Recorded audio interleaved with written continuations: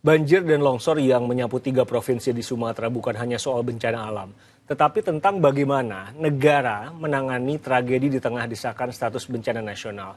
Banyak nyawa, lebih dari 700 orang sudah melayang dan warga yang terdampak masih sulit mendapat bantuan.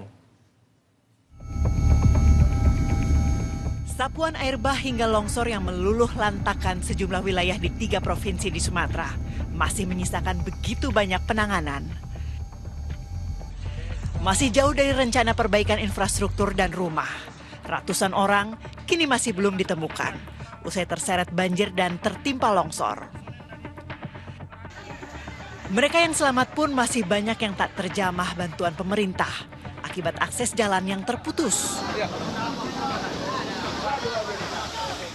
Di tengah penanganannya muncul pertanyaan besar. Mengapa bencana di Sumatera belum juga ditetapkan sebagai bencana nasional?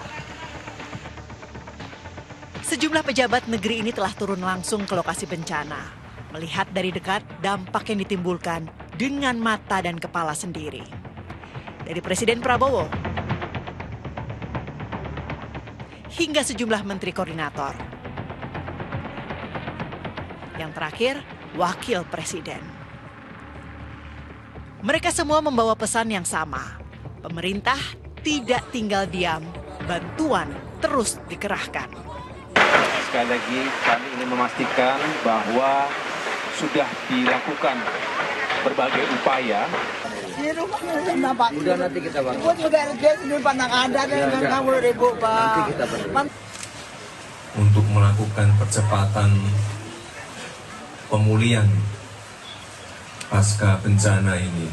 Alhamdulillah, alhamdulillah. Bencana nasional, alhamdulillah.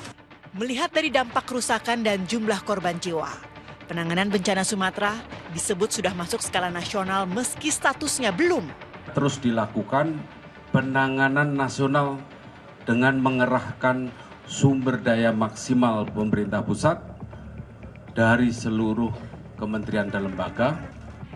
Status bencana nasional ditetapkan bila dampak bencana melampaui kapasitas daerah untuk bertindak.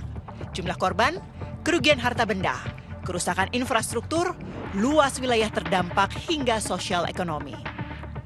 Siang dan malam, tim SAR terus menyisir wilayah terisolasi. Seraya berharap masih ada nyawa yang bisa diselamatkan. Saat ini korban jiwa sudah menyentuh lebih dari 700 orang. 500 lainnya masih hilang. Apakah eskalasi skala duka akan semakin membuat negara turun tangan lebih besar? Tim Liputan SCTV melaporkan.